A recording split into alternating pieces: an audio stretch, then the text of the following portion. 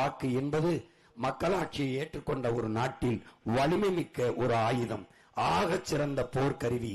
அதை அநீதிக்கு எதிராக நாம் இந்த தேர்தலிலே ஏந்த வேண்டும் என்றுதான் உங்கள் அன்பு மகன் உங்களிடத்திலே வேண்டுகிறேன். விவசாய சின்னத்திற்கு வாக்களிப்போம், வருங்கால தலைமுறைக்கு வாழ்வளிப்போம் என்கிற உறுதியை நாம் ஏற்போம்.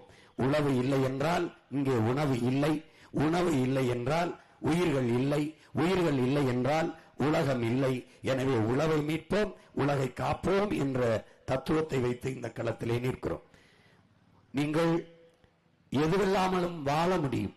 கார் இல்லாமல் வாழ முடியும், செல்போன் இல்லாமல் வாழ முடியும், தொலைக்காட்சி இல்லாமல் வாழ முடியும், குளிரூட்டி இல்லாமல் வாழ முடியும், எதுவில்லாமலும் வாழ முடியும்.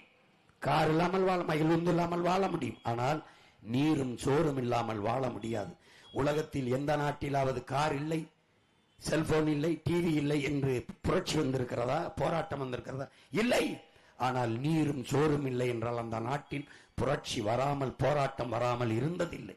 உலகில் நைஜீரியா, வெனிசுலா, அண்மையில் பங்களாதேஷ், இலங்கை, நேபாள், இந்த நாடுகளை எல்லாம் நீங்கள் பார்க்கிறீர்கள்.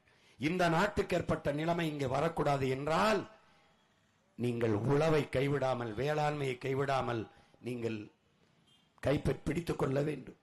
இந்த உலகத்தில் சுழன்றும் ஏற்பின்னது உலகம், அதனால் உழந்தும் உழவே தலை என்று நமது முன்னவன் வள்ளுவ பெருமகனான் பாடுகிறான் என்றால், உழுதுண்டு வாழ்வாரை வாழ்வார் மற்றெல்லாம் தொழுதுண்டு பின் செல்பவர் என்றால் என்று சொல்கிறான் என்றால், போற்றப்பட வேண்டியவன், வணங்கப்பட வேண்டியவன் உழவர் குடிமகன் என்பதை நீங்கள் கவனத்தில் வைக்க வேண்டும். 2 நண்பர்கள், இளங்கோவன், சரவணன் என்று 2 பேரும் ஒரே வகுப்பில் படிக்கிறார். ஒருவர் ஆசிரியர், அரசு பணியாக இருக்கிறார். இளங்கோவின் அப்பா, சரவணனின் அப்பா விவசாய வேலை செய்கிறார். அவர் பேண்ட் ஷர்ட் போட்டு தினம் போகிறார்.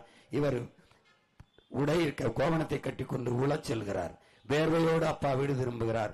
அவருடைய அப்பா வாசனை திரவத்தோடு